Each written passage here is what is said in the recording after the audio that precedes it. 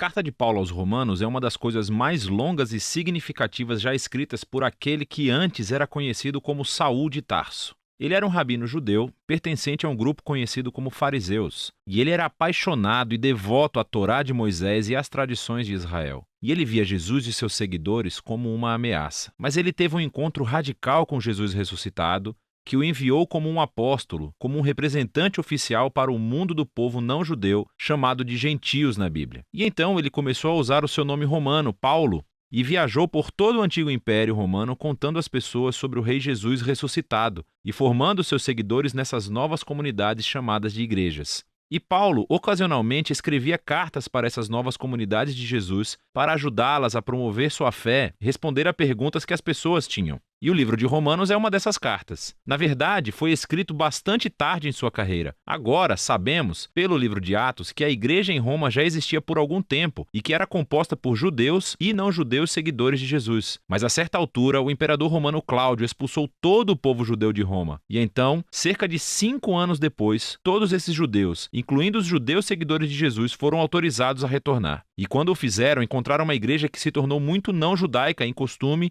e prática. E isso criou muita tensão, de modo que, nos dias de Paulo, a igreja romana estava dividida. As pessoas discordavam sobre como deveriam seguir a Jesus. Elas estavam debatendo sobre se os cristãos não-judeus deveriam celebrar o sábado, comer kosher ou ser circuncidados. E assim, Paulo escreveu essa carta com alguns objetivos em mente. Ele queria que essa igreja dividida se unificasse e tinha um propósito prático para isso. Ele esperava que a igreja romana se tornasse uma base para que a sua missão fosse ainda mais para o oeste, até a Espanha. E assim, foram essas circunstâncias que motivaram Paulo a escrever sua mais completa explicação do Evangelho, a boa nova que ele estava anunciando sobre a vida, morte e ressurreição de Jesus. A carta foi criada para ter 4 movimentos principais, mas é unificada como uma longa e fluente exploração do Evangelho.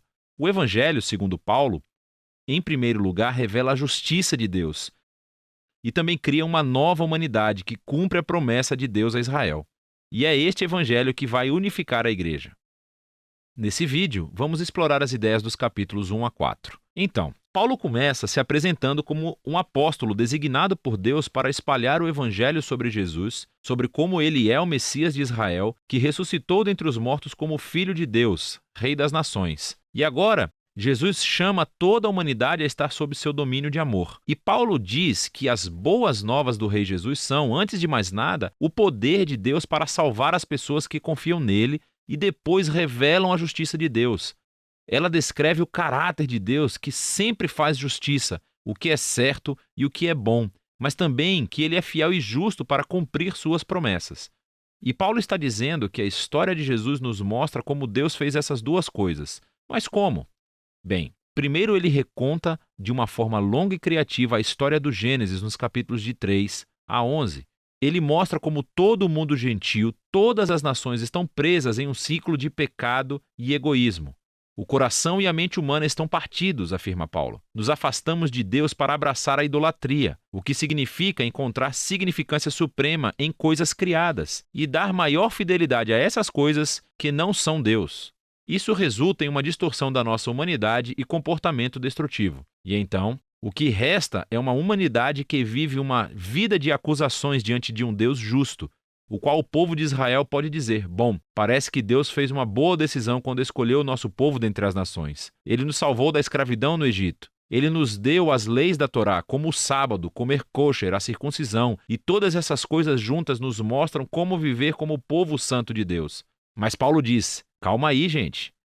Ele lembra a história da Torá e do resto do Antigo Testamento, que mostra que Israel era tão corrupto quanto o resto da humanidade.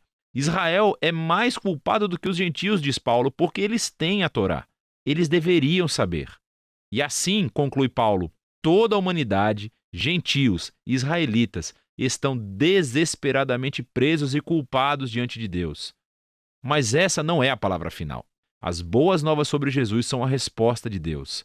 Em vez de culpar a humanidade, Jesus veio como o Messias de Israel para morrer em nome de todas as pessoas como sacrifício pelos pecados. Como nosso representante, Jesus sofreu no seu próprio corpo todas as consequências da dor, do pecado e da morte que causamos no mundo. E ele superou tudo com a sua ressurreição dentre os mortos. Ele disponibiliza sua nova vida de ressurreição para os outros. Jesus se tornou no que nós somos para que pudéssemos nos tornar em quem ele é. E tudo isso, diz Paulo, é como Deus justifica aqueles que confiam ou têm fé em Jesus.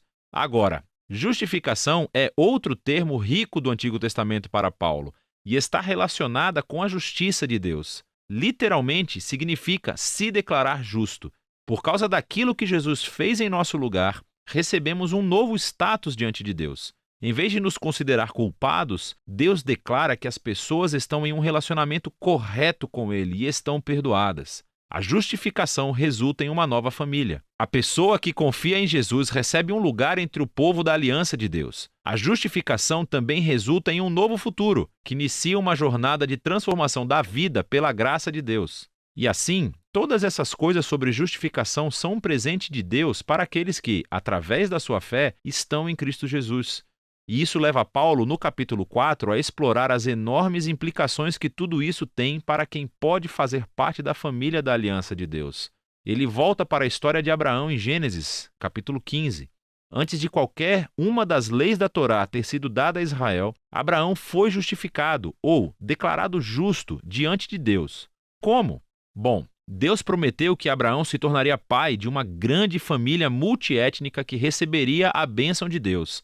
Mas ele e sua esposa Sara eram muito velhos, nunca conseguiriam ter filhos. Mesmo assim, Abraão tinha uma fé radical e confiança na promessa de Deus, e, portanto, Deus declarou que ele era justo. E assim, Paulo diz, agora Abraão tornou-se o pai da nova família da aliança e está se espalhando por todo o mundo. Essa família é composta de judeus e gentios que têm o mesmo tipo de fé e confiança naquele que cumpriu a promessa de Deus a Abraão, Jesus, o Messias. Então, vamos fazer uma pausa e resumir as ideias principais de Paulo aqui nos capítulos de 1 a 4, porque elas são a base para entender o restante da carta. Esse resgate, no entanto, não vai acontecer através de pessoas que tentam obedecer às leis da Torá. Pelo contrário, o caráter justo de Deus o levou a resgatar o mundo através da morte e ressurreição de Jesus. Para que ele pudesse criar essa família multiétnica de Abraão baseada na fé e torná-los o seu próprio novo povo da aliança. E então, Paulo mostra como essa nova família faz parte de algo muito maior, que os leva a um novo modo de vida juntos. Mas tudo vai estar enraizado nessas ideias centrais exploradas no capítulo de 1 a 4 da carta de Paulo aos Romanos. Confira o primeiro vídeo, onde exploramos quem Paulo era e por que ele escreveu essa carta e onde traçamos as ideias centrais dos capítulos 1 a 4. Que toda a humanidade está desesperadamente presa no pecado e precisa ser resgatada. Que esse resgate não vai acontecer através de pessoas que tentam obedecer às leis da Torá. Em vez disso, o caráter justo de Deus o levou a resgatar o mundo através da morte e ressurreição de Jesus para que ele pudesse criar uma nova família multiétnica da fé através de Abraão como seu povo. Agora, nos 3 movimentos restantes da carta aos Romanos, Paulo vai desenvolver ainda mais essas ideias. Então, lembre-se da exploração de Paulo da justificação pela fé, que quando as pessoas confiam na morte e ressurreição de Jesus, elas recebem um novo status. O seu relacionamento está certo com Deus. Elas são colocadas em uma nova família, o povo da aliança de Abraão, e recebem um novo futuro, a esperança de uma vida transformada. Agora, Paulo quer mostrar como essa realidade deveria reformular cada parte da nossa existência. Porque estar nessa família significa fazer parte de uma nova humanidade que Deus está criando através de Jesus e do Espírito. Então, Paulo volta ao primeiro personagem humano da história bíblica, Adão. O seu nome significa humanidade, e Adão, como toda a humanidade depois dele, escolheu o pecado e o egoísmo.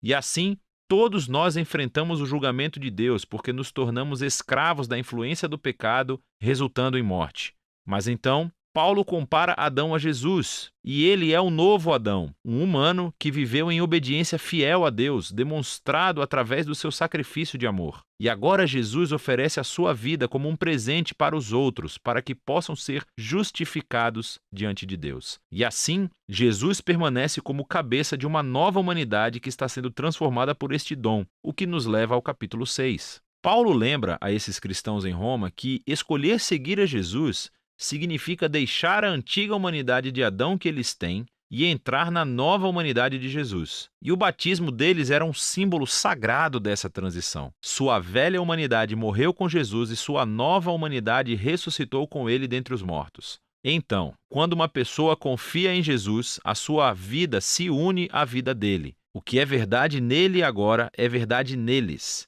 É quando as pessoas aceitam sua identidade como seres humanos semelhantes a Jesus que elas estão liberadas para se tornarem seres humanos de todo o coração, que podem verdadeiramente amar a Deus e ao próximo.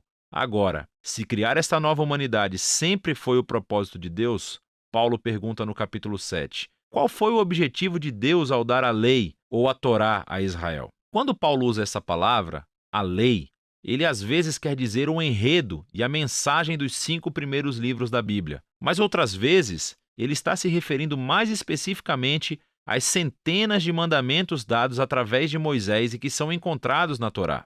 Aqui, o foco de Paulo é no segundo significado. Qual foi o propósito de todos esses mandamentos? Paulo diz que os mandamentos da Torá eram bons. Eles mostravam a vontade de Deus para como Israel deveria viver. Mas se você ler o enredo da Torá, Israel quebrou todos esses mandamentos. Quanto mais leis Israel recebia, mais eles repetiam o pecado de Adão e se rebelavam. Assim, mesmo quando Deus deu ao seu povo regras morais específicas para obedecer, isso não resolveu o problema do coração humano pecaminoso. E, paradoxalmente, essas regras tornaram Israel ainda mais culpado. Mas, segundo Paulo, o objetivo é esse paradoxo. O objetivo de Deus era deixar claro que foi o mal que roubou o coração humano, que a Torá, por mais boa que seja, não poderia fazer nada sobre isso. Mas Paulo diz, no capítulo 8, que a solução chegou em Jesus e no Espírito, e eis como. Os mandamentos da Torá agiam como uma lupa. Ela focalizava o problema da condição humana em um só lugar,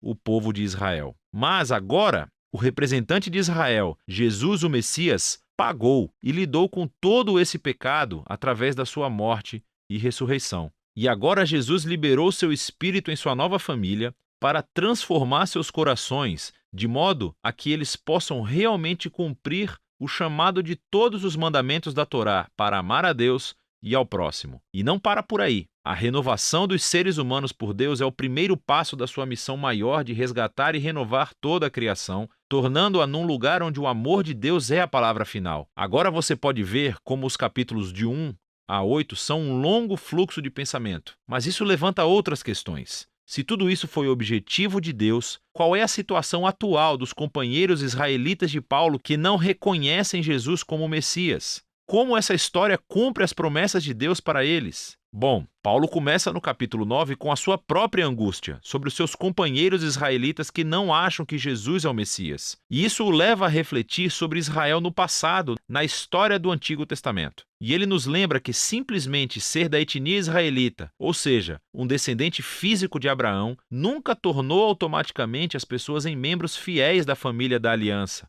Paulo nos mostra como Deus sempre selecionou um subconjunto da família de Abraão para seguir a linha da promessa. E o seu objetivo é que agora essa linha da promessa seja realizada por aqueles que seguem a Jesus. Ele lembra que por muito tempo as pessoas dentro e fora da família de Abraão rejeitaram a vontade de Deus. Ele nos lembra da história de Israel e do bezerro dourado e da rebelião do faraó. Ele nos mostra como Deus foi capaz de orquestrar eventos para que a rejeição das pessoas a ele realmente cumprisse seus propósitos redentores.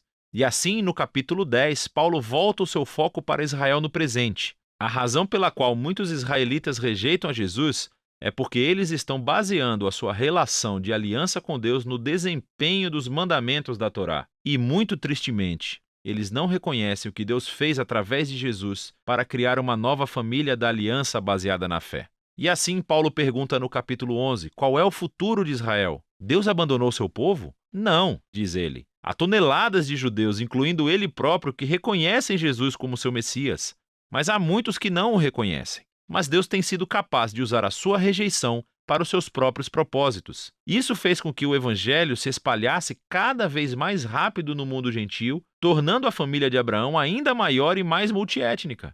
Paulo descreve a família da aliança de Deus como uma grande oliveira, e os que rejeitaram Jesus são os galhos que foram quebrados, por assim dizer. E esses gentios são como galhos selvagens que foram transplantados na árvore genealógica. No entanto, diz Paulo, um dia Jesus será reconhecido pelo seu próprio povo. E ele não oferece detalhes como isso irá acontecer. Paulo simplesmente confia no caráter de Deus e promete que ele não desistirá do seu povo da aliança. O que completa a transição para a seção final do livro, capítulos 12 a 16. Mas lembre-se do esboço geral da história. Por causa da sua fé em Jesus, judeus e gentios estão agora juntos na família de Abraão, essa nova humanidade que está sendo transformada pelo Espírito de Deus. E assim é como Deus está cumprindo as suas promessas antigas. Portanto, a única resposta razoável é que esses judeus e cristãos não judeus sejam unificados como a igreja. Nos capítulos 12 e 13, ele mostra que essa união virá do compromisso de amar e perdoar um ao outro. E esse amor será refletido através do povo da aliança, usando seus diversos dons e talentos para servir uns aos outros na igreja, assim como a existência da humildade e do perdão. Quando esses grupos étnicos e culturas diferentes se unem em Jesus, é inevitável haver conflito que só pode ser superado através do trabalho árduo de perdão e reconciliação. É assim que eles mostram a maior das virtudes cristãs, o amor, que cumpre os maiores mandamentos da Torá de amar a Deus e amar ao próximo como a si mesmo. Nos capítulos 14 e 15, ele se concentra especificamente nas questões que estão criando divisões étnicas na Igreja Romana. Estas são disputas sobre as leis alimentares judaicas e o sábado. E Paulo diz que essas práticas não definem quem está dentro ou fora da família de Jesus. E se as pessoas diferem sobre essas questões culturalmente importantes, mas não essenciais, elas precisam aprender a respeitar as diferenças umas das outras. E é assim que o amor vai curar e unificar a família de Jesus. Paulo encerra a carta elogiando primeiramente Febe, que é uma das principais líderes da igreja de Cencreia. Ela teve a honra de carregar e talvez até mesmo de ler essa carta em voz alta pela primeira vez às igrejas romanas. Paulo então conclui cumprimentando todas as pessoas que ele não vê há muito tempo. E esse é o fim. Uau! Agora você pode ver melhor como todas as peças dessa carta se encaixam e mostram a profunda obra-prima que ela realmente é. É disso que trata a carta aos Romanos.